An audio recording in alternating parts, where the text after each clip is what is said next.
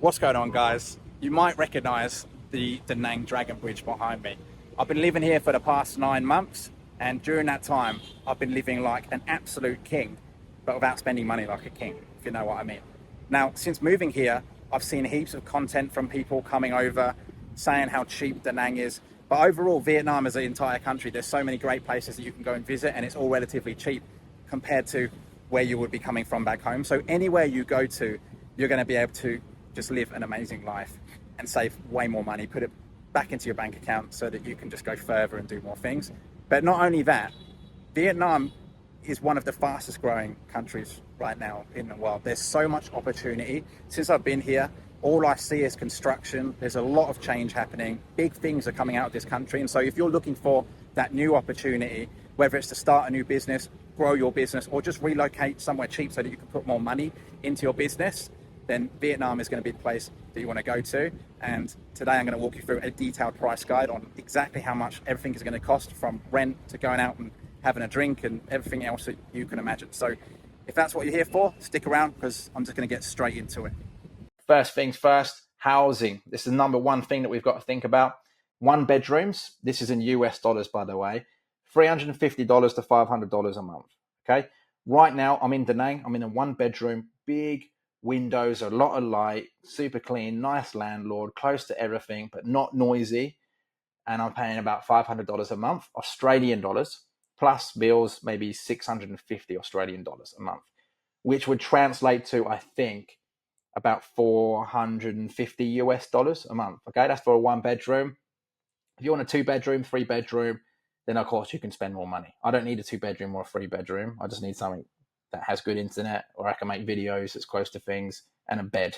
Right, that's all I need really. But if you want to upgrade, or you got a family or something like that, you could look at maybe 500 US a month, 1,000 US a month. Bills, about 1 million to 2 million Vietnamese dong every month. That would include your electric and your water and everything, as well as your internet, I'd imagine. You have to speak to your landlord, but all my bills are included with the rent. So they just add it on every month. They just send me through like a picture of the meter, right? And so then I know I can calculate it, and everything's done by the book that way. Make sure you don't trust your landlord just because they're your landlord. Make sure you get pictures of the meters and things that you can calculate if what they're telling you is true or false. You don't want to be paying more for bills for no reason. I think that's pretty standard. But it has to be said, because a lot of people, you guys come to Southeast Asia from the Western world, and you think because you have all these regulations that it's going to translate over into another country. It doesn't, guys. Don't trust your landlord. Make sure you have everything in contract and everything like that. Okay. This is, of course, assuming if you are getting a lease. If you're doing Airbnb, all of this will be way more expensive because it's fucking Airbnb. It's just getting worse and worse. But we can do a video about that another day, because I got my own thoughts on Airbnb. Much better to do a lease. Now, you can come to Vietnam, specifically Da Nang, and you can come and get a villa. A lot of people want to do that, especially if you're coming with friends. Maybe you're coming for an event or whatever, or maybe you're a business owner, you've got a bit of money, you want to live somewhere sick, right? One of the best places I've seen here in Da Nang, at least, is the Ocean Luxury Villas. They're 9,000 US dollars a month. Okay. Again, all these prices here on the screen are typically in US dollars. I was giving you my Australian dollar version because that's just how I know it in my head. But everything on the screen is going to be US dollars. Now, 9,000 US dollars a month isn't really that bad for something like this, considering you're literally steps from the beach. Like, you can literally walk out of your back door and you can just go to the beach. You don't have to be around anything. There's no noise, which is a big thing that I mentioned about in the other video. And yeah, you can do this. This is probably one of the better villas. Yeah, you can get some for cheaper, but this is a good price range in terms of housing. Now, food and drink, we've all got to eat. Breakfast, lunch, dinner for two people is about $47 a day. That's probably on the high end. That's kind of what I'm spending. You don't have to spend that much money. Okay, you can do it for a lot less. I'd say typically it's about 200,000 dong each per meal. All right, so 400,000 dong. Let's just do a quick bit of math real quick. 400,000 VND to USD. You're looking at about 15 US dollars for two people.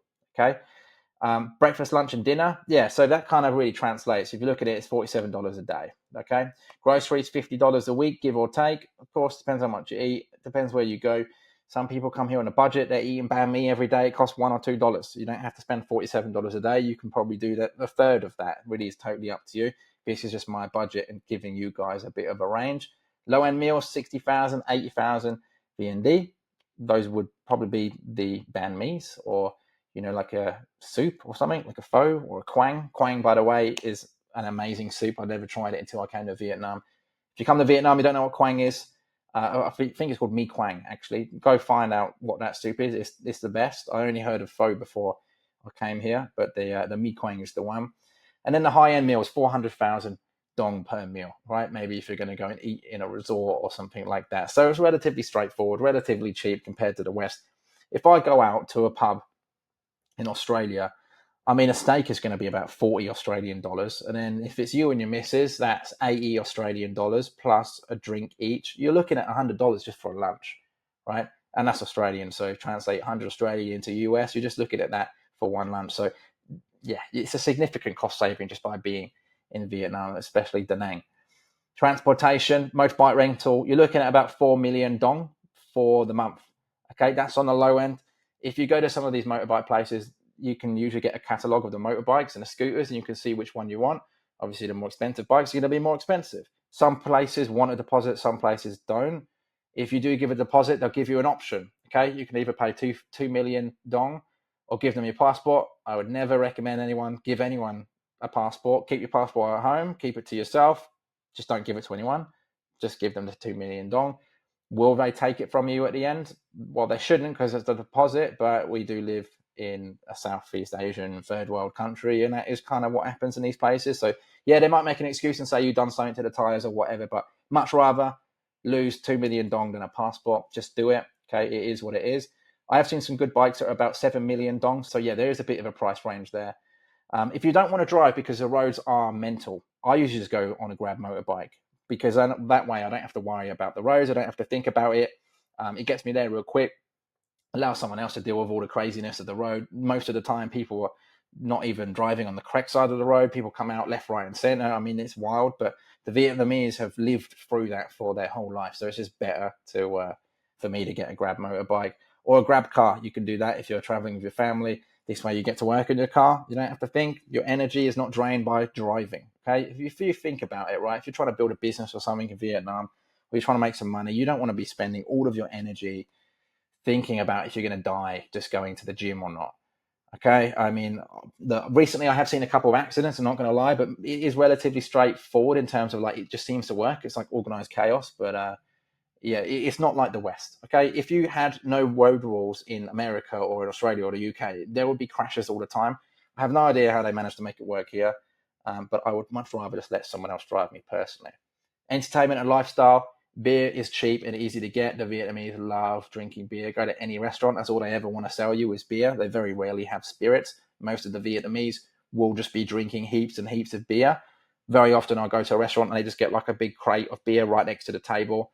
But they go through that like a team of 4 to 6 people will typically just drink like a whole crate of beer. They absolutely love it. I prefer spirits. I don't really drink so much these days, but if I am going to drink, it's going to be spirits. Gave up beer long ago, but it's very hard to get gin and tonics, vodka, things like that in restaurants and bars. Nightclubs, haven't had any problems getting spirits, but for some reason they only really sell beer in a lot of these places. There are some bars and clubs that I've been to, they don't sell spirits either, so just keep that in mind.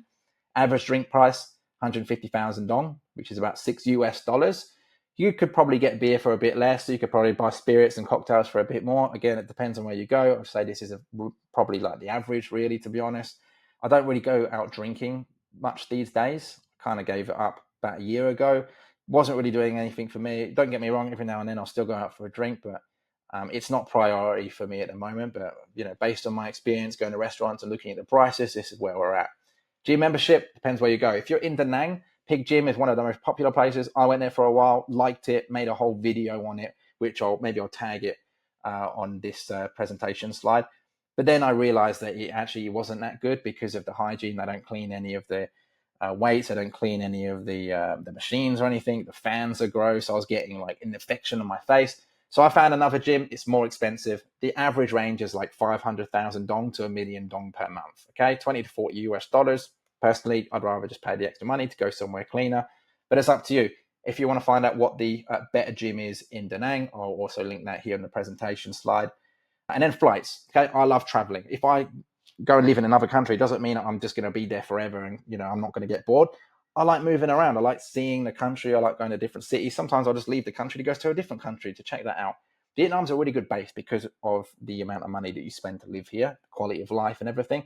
And it's good central location, so you can move anywhere you want and you can go somewhere for a weekend. So a flight from Da Nang to Ho Chi Minh on a weekend roughly will be about, I think this is supposed to be Australian dollars. I think it's 80 Australian dollars for a return.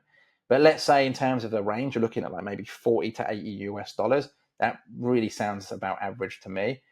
Yeah, most of the prices on this will be USD, by the way. I'm pretty sure this one's supposed to be Australian dollars. So it's not really that expensive to travel around. If you want to go to the Philippines from Vietnam, I think a return is about 200 Australian dollars, which is about 100, 150 US.